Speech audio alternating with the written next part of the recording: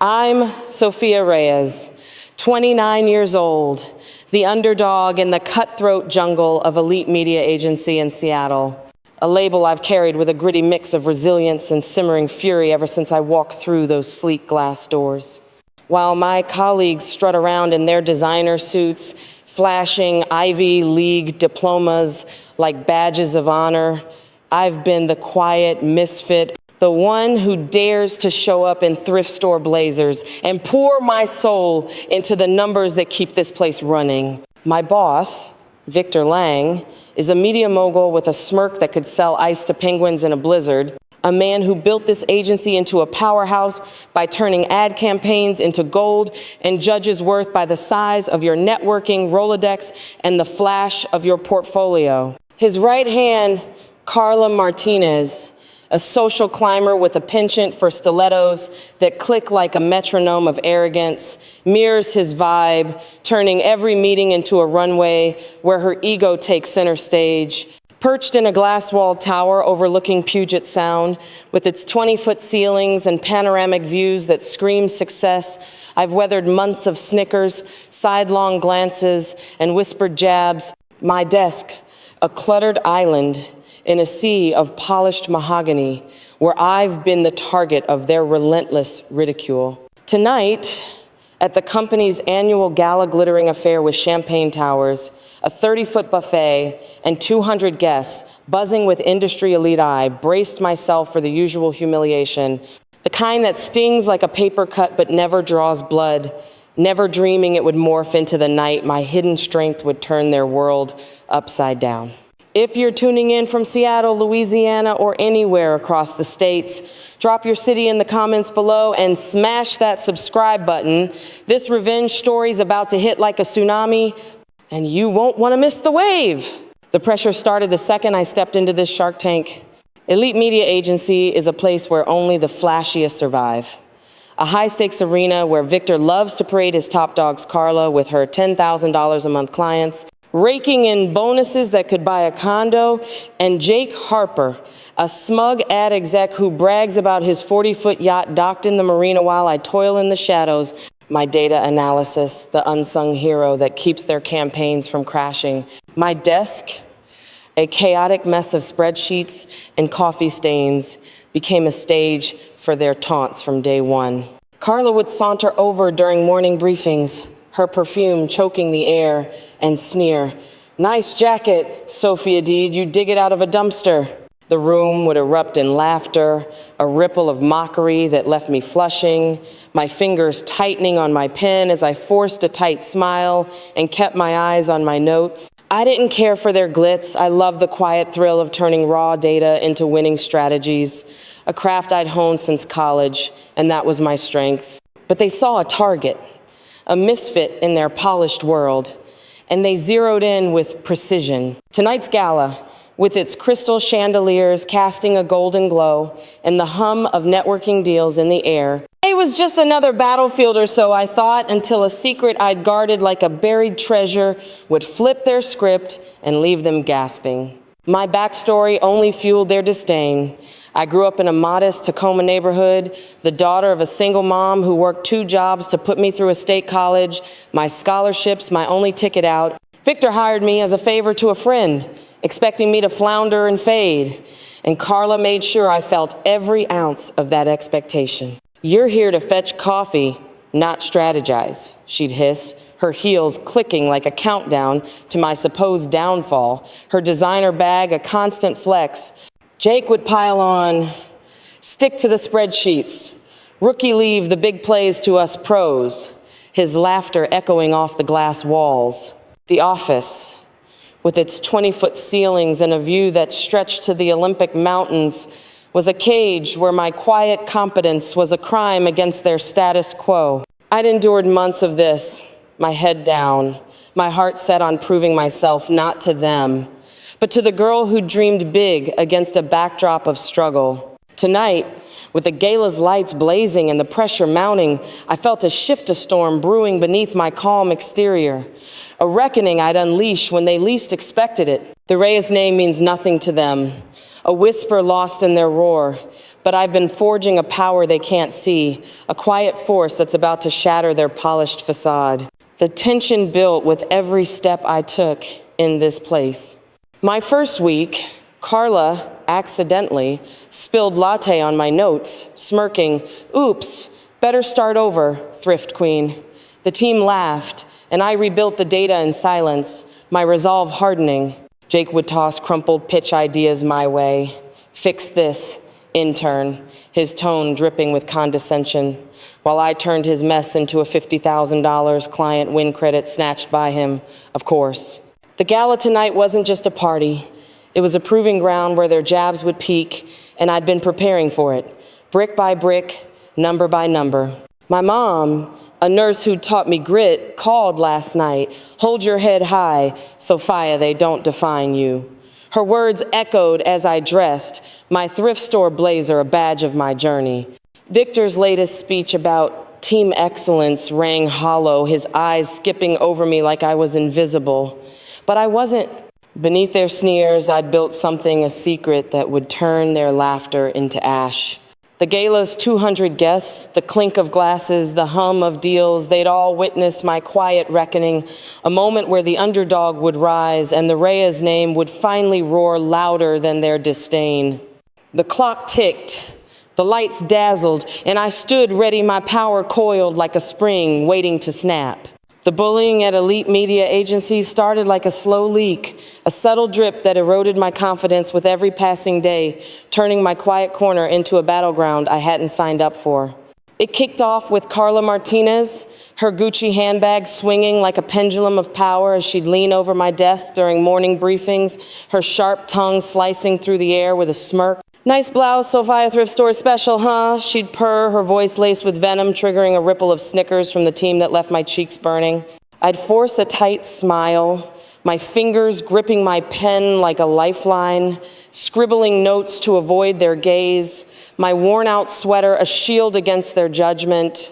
I didn't care for their flash. I loved the quiet thrill of decoding data trends, turning numbers into strategies that won clients, and that was my strength. But they saw a target, a misfit in their polished world, and they pounced with glee. My best friend, Lena Ortiz, a barista from my old Tacoma days who'd moved to Seattle, was my only ally, calling me after shifts to vent. "They're jealous, Sophia," she'd say, her voice warm over the phone. "Keep your head up, they don't get your genius." The harassment escalated with small, cutting jabs that grew bolder by the week. Jake Harper, the smug ad exec with a 40-foot yacht he loved to brag about, would saunter by my desk, tossing a crumpled pitch my way with a sneer. "Fix this, thrift girl, leave the real work to us." I'd rework his mess into a $50,000 client win, only for him to claim the credit, his laughter echoing off the glass walls. Carla would pile on, "You're just here to look cute, right?" Stick to coffee runs, her stilettos clicking like a taunting rhythm as she strutted past. The office, with its 20-foot ceilings and a view of Puget Sound that screamed success, became a cage where my competence was a crime against their status quo. Lena would text me, encouragements, "You're killing it, don't let them win," but the isolation stung. At lunch breaks, I'd eat alone in the break room, my homemade sandwiches a target for their mockery. "What's that?" Sophia leftover charity food. Jake would call, sparking laughter from Carla and a few others, their designer lunchboxes a stark contrast to my modest meal. The taunts took a personal turn as the weeks wore on. One morning, Carla accidentally spilled latte on my notes, the brown stain spreading across hours of work. "Oops, better start over, thrift queen," she smirked, the team chuckling as I rebuilt the data in silence, my resolve hardening like steel. Jake would toss sticky notes with "try harder" scrawled in his jagged handwriting, his yacht stories drowning out my contributions in meetings. Lena, visiting once, overheard and fumed, "They're bullies, so report them." But I shook my head. I wanted to prove myself, not whine. The office's glass walls felt like a fishbowl, every move watched, every flaw magnified. One day, Carla staged a team huddle near my desk.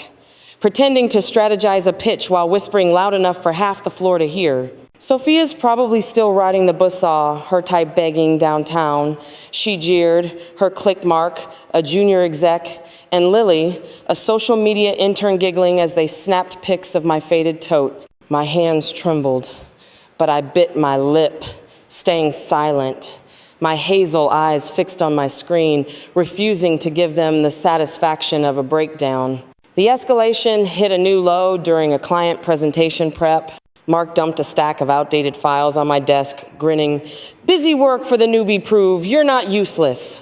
I glanced at the mess random printouts, useless data, realizing it was a power play to humiliate me. "I've got my own deadlines," I said softly, pushing them aside, my voice steady despite the knot in my stomach. Carla's eyes narrowed. "Oh, please, don't act too good for it. We all know you're just filling a chair, no friends, no style, no spine. Did you even graduate? Or did they pity hire you?" The room laughed, heads popping up from cubicles like a circus audience. Lily pulled out her phone, recording. "Say hi to my followers, Sophia. They love a sob story." She zoomed in on my scuffed shoes, cackling as she posted, the likes piling up from coworkers. My heart pounded, but I kept my face blank. My beauty-high cheekbones and dark hair in a simple ponytail hidden beneath my plain demeanor, a choice to avoid their spotlight. The pressure mounted as the gala neared. Victor's latest Team Excellence speech rang hollow, his eyes skimming over me like I was a ghost, while Carla and Jake traded smirks, plotting more. Lena called, her voice urgent. "They're escalating, watch your back." I nodded, my mind racing. I'd endured months of this. My head down, my heart set on proving myself not to them, but to the girl who'd dreamed big in a cramped Tacoma apartment. Tonight's gala, with its 200 guests and clinking glasses, was their stage, but I'd turned it into mine. A secret brewing beneath my calm. The Reyes name meant nothing to them, a whisper lost in their roar. But I'd forged a power they couldn't see, a quiet force that would shatter their polished world when the moment was right. The clock ticked, the lights dazzled, and I stood ready, my strength coiled like a storm, waiting to unleash a reckoning they'd never anticipate. The bullying at Elite Media Agency didn't just linger, it escalated.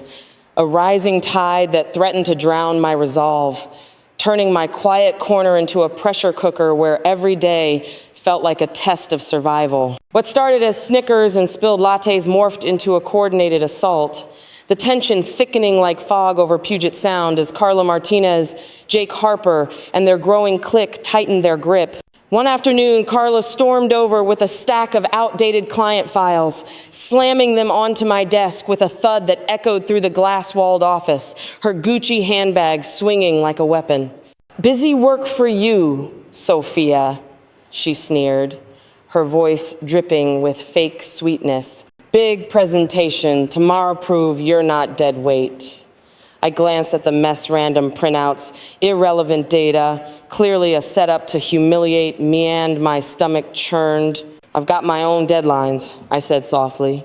Pushing the files aside, my voice steady despite the knot tightening inside. Carla's eyes narrowed to slits. "Oh, please. Don't act too good for it. We all know you're just filling a chair, no skills, no spine. What are you hiding, huh?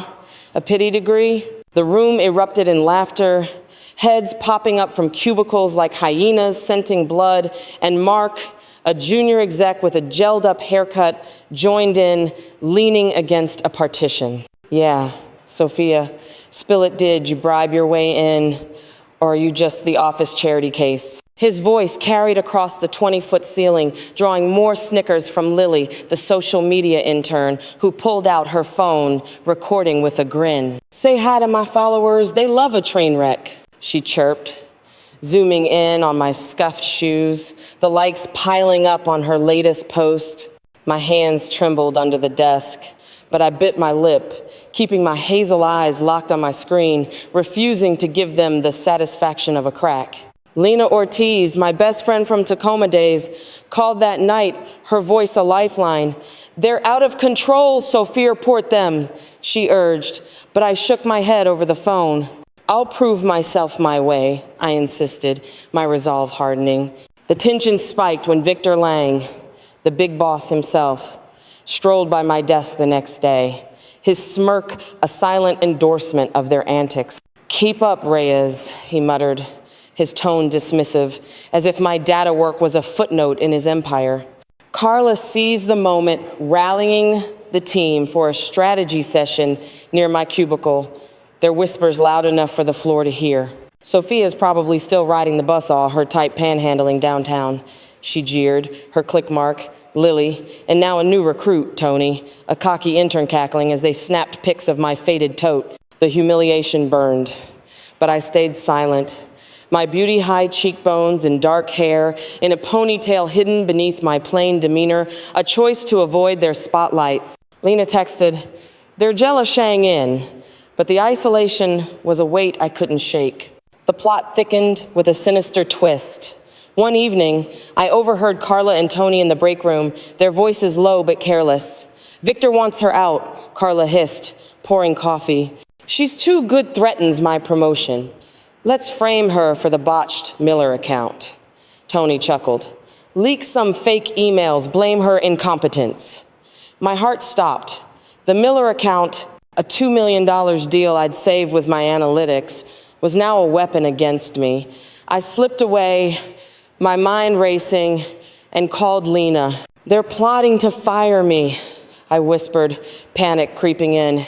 She gasped. "Record it, get proof." I nodded, my hands shaking as I set my phone to record the next day, hiding it in my bag. The office, with its glass walls and 20-foot ceilings, felt like a trap closing in. The Puget Sound view a cruel irony to my confinement.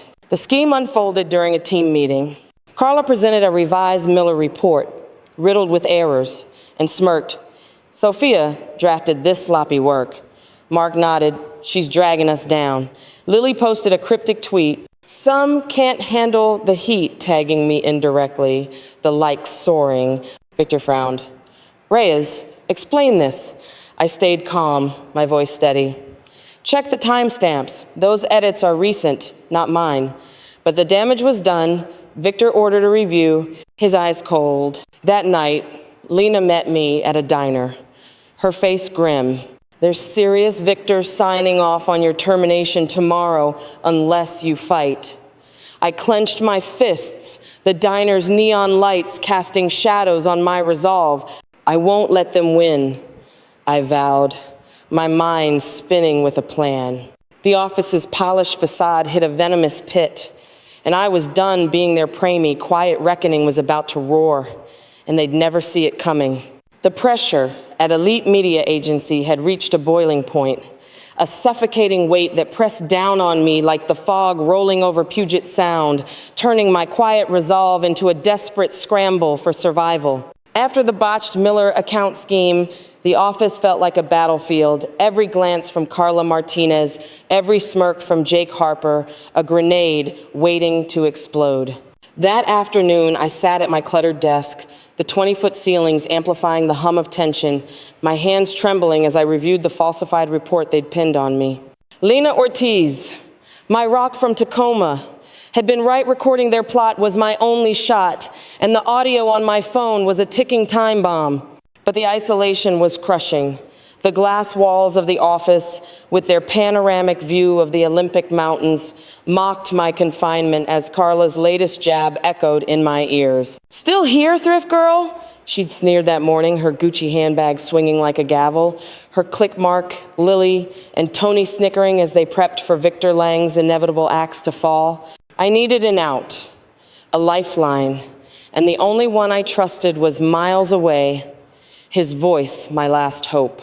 The breaking point came during a late-night shift, the office nearly empty, its 2,000 square foot expanse eerily quiet save for the hum of computers. Carla had dumped another stack of meaningless files on my desk, her voice a whip crack. "Finish this, or you're done tomorrow." Mark leaned in, his gelled hair glinting under the fluorescent lights. "Yeah, pack your bags. Loser Victor's signing your termination at the gala. Lily giggled, filming me with her phone. Last day vibes say, bye, Sophia. The weight of their words crushed me. My data work, the backbone of their $2 million Miller save, was being erased by their lies. I stumbled to the break room, the counter cold against my palms as I gripped my phone, tears stinging my eyes. Lena's last call replayed in my mind. Fight, Sophia, you're not alone, but I felt it. I scrolled to my husband, Marco Valdez, a name I'd kept hidden, a secret I'd guarded to prove my worth. Marco ran Valdez Tech, a Seattle-based startup turned tech giant, his quiet strength a contrast to my storm. We'd met in college, me tutoring him in stats, him supporting my dreams before his empire soared. Our wedding was a small affair, just family and Lena, and I'd kept my maiden name at work to stand on my own. Now, I needed him not for revenge, but for the courage to face this. I dialed, my thumb hovering, the ringtone a lifeline in the silence. He picked up instantly, his deep voice cutting through my panic. Sophia, what's wrong? I choked out. It's bad, Marco. They're framing me, trying to fire me. I can't take it anymore. His tone shifted, a steel edge beneath the warmth. Where are you? I'm 15 minutes out. I hesitated. The Office Elite Media. Please, don't make a scene. He hung up before I could argue, and I returned to my desk, bracing for the next blow. Carla was waiting, arms crossed, her smirk a dagger. Back already? Thought you'd quit by now, thrift trash. Mark and Lily hovered, Tony joining with a snicker. Gala's your funeral, Reyes. I sat, my hand steadying on my keyboard, my beauty-high cheekbones and dark hair and a ponytail hidden beneath my plain blazer, a choice to avoid their spotlight. The clock ticked, the office's glass walls reflecting my resolve, and I waited, knowing Marco's arrival would change everything. The tension built as the gala prep buzzed around me. Carla orchestrated a team huddle near my cubicle, their whispers loud. Victor set termination papers at the event, she hissed, Tony nodding. Fake emails already blame her. My heart raced. The audio on my phone was my shield, but I needed Marco's clout to wield it. Lena texted, hang on, he's your ace. Her faith a faint glow. At 6 p.m., the elevator dinged and the office stilled. Marco stepped out, 6'3", of quiet fury, in a tailored suit that screamed power, his dark eyes scanning the room. Heads turned, whispers started, Carla's jaw dropped, Jake froze mid-laugh, Lily's phone slipped. He walked straight to me, his presence a tidal wave. Sophia, he said, his voice low but commanding. You okay? I nodded, relief washing over me. Yeah, just need to show you something. I handed him the phone, the recorded threats playing, his face darkening with each word. Carla recovered, plastering on a fake smile. Mr. Valdez, hi. I'm Carla Martinez's unexpected visit. She fluttered her lashes, oblivious to the storm brewing. Marco ignored her, his gaze on the audio, then turned to the room. Who's been tormenting my wife? The word wife hit like a thunderclap. Carla's smile vanished.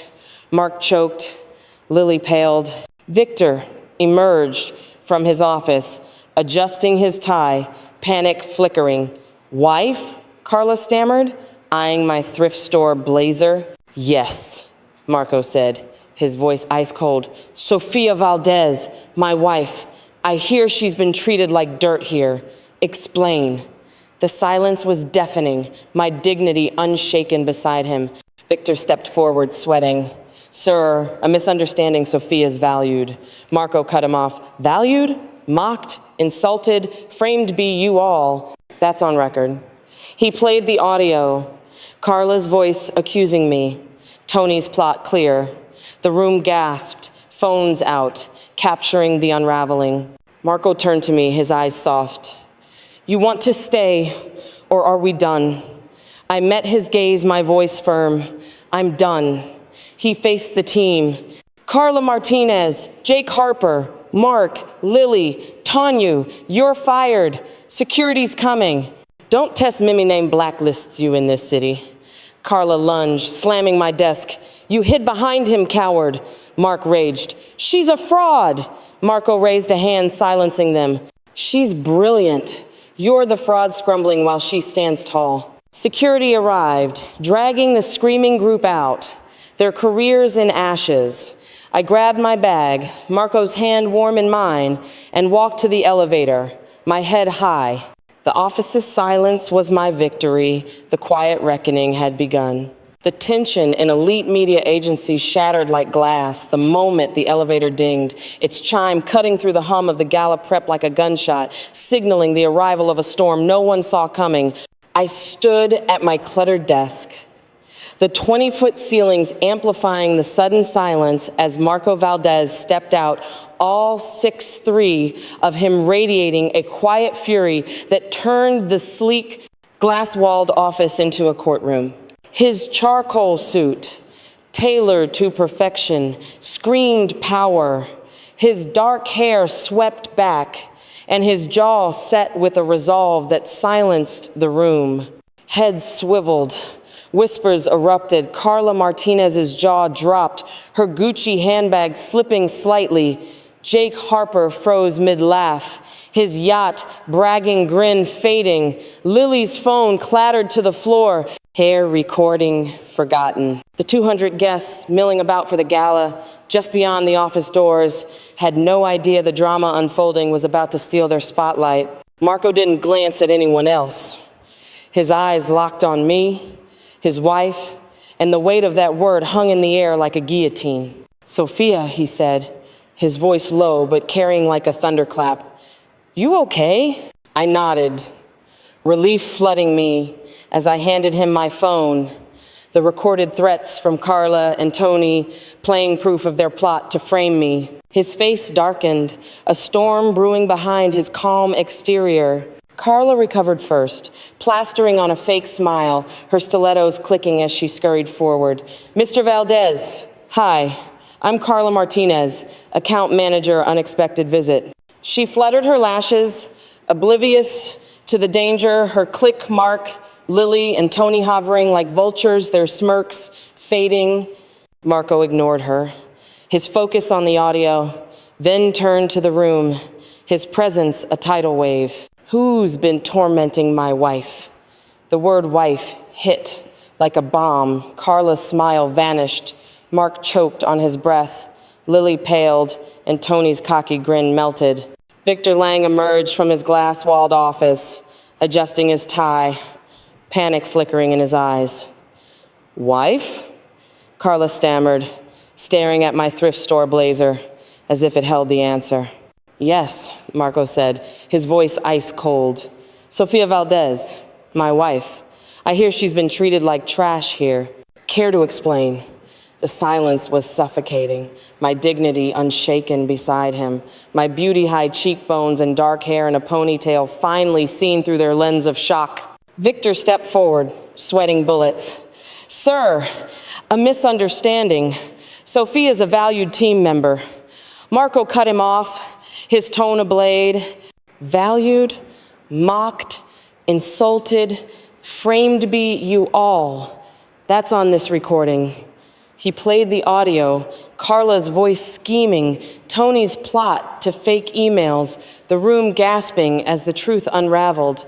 Phones whipped out, capturing the chaos. The gala guests beyond the doors, oblivious to the reckoning. Carla tried to backpedal. We didn't know. She never said. Marco snapped. Does she have to? She's here to work, not flaunt our marriage. You judged her anyway, assume she's nothing because she doesn't strut in Prada. That's your failure. Mark opened his mouth, then shut it. Lily stared at the floor, and Tony shifted uncomfortably, their bravado crumbling. Marco turned to me, his eyes softening with pride. You want to stay, or are we done? I met his gaze, my voice firm despite the adrenaline. I'm done. He faced the room again, his authority absolute.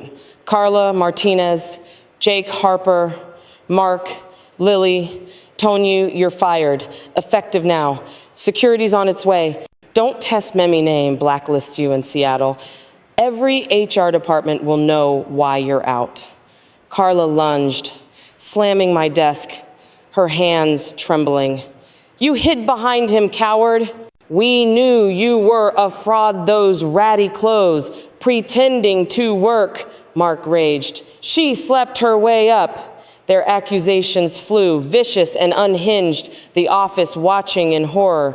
I stood still, my beauty stark against their ugliness, the sting of their lies cutting deeper than ever, but my resolve held. Nathan stepped forward, his presence a wall of calm, raising a hand to silence the chaos. Enough. You don't rewrite the story because you're scared. My wife didn't need to prove a thing to you. She's brilliant, kind, worth more than this whole building combined. You mocked her for months, thinking her weak. Look at her now standing tall while you fall. He turned to me, his voice warm. You don't have to say a word, love. They're done. I nodded, my hazel eyes gleaming with quiet strength, and the guards moved in, dragging the screaming quartet away. Carla's shrieks, Mark's curses, Lily's sobs, and Tony's pleas fading as they were hauled out, their careers in ashes. Victor stood frozen, his empire trembling, as Marco added, "You're next if this happens again." The room was a graveyard, the gala's distant music a hollow tune. Marco took my hand, his touch a lifeline, and said, "Let's go home." I grabbed my faded tote, glancing back not at my tormentors, but at the silent coworkers who'd watched. My eyes held no anger, just a power they'd never understand, and we stepped into the elevator, the doors closing on their stunned faces. The office buzzed for weeks, tales spreading of the thrift store girl married to Marco Valdez, the tech titan who torched his enemies. Carla's LinkedIn sob story flopped. Mark bounced between dead-end gigs. Lily vanished from social media, and Victor's reputation took a hit. I never returned to elite freelancing for small businesses. My skills, now my freedom, Marco's pride, my anchor. One evening, on our penthouse balcony overlooking the Seattle skyline, I leaned against him, my old blazer swapped for a cozy sweater. "You didn't have to destroy them," I said softly. "They destroyed themselves," he replied, kissing my forehead. "I just made them feel it." I smiled, my strength born not of his wealth, but of who I'd become. Drop a rise if you faced workplace bullies, and subscribe to PA Revenge Stories for more epic takedowns. The echo of the elevator doors closing behind us at Elite Media Agency lingered in my mind like the final note of a dramatic score, a quiet victory that reverberated through the glass-walled tower as Marco and I stepped into the Seattle night, the city's skyline glittering like a crown I'd finally claimed. The $2 million Miller account save, the months of torment from Carla Martinez, Jake Harper, and their crew-all of it dissolved into the past as I gripped Marco's hand, my faded tote bag, swinging lightly against my hip. The office, with its 20-foot ceilings and panoramic view of Puget Sound, had been a battlefield, but now it was a ghost town of their ruined careers, their screams fading as security dragged them out. I glanced back through the glass, the stunned faces of my silent coworkers a testament to the reckoning I'd unleashed, and felt a weight lift not just from their defeat, but from the freedom to define myself beyond their scorn. Marco squeezed my hand, his 6'3" frame a steady presence beside me, his charcoal suit still impeccable, despite the storm he'd weathered. "You did it, Sophia," he murmured, his voice warm with pride. "No, we did," I replied, my hazel eyes catching the streetlights, a smile breaking through the tension. The aftermath was swift and brutal. Word spread like wildfire across Seattle's media circles. Carla's LinkedIn plea for sympathy flopped, her Gucci handbag a relic of her fallen status. Mark bounced between dead-end gigs, his yacht bragging silenced.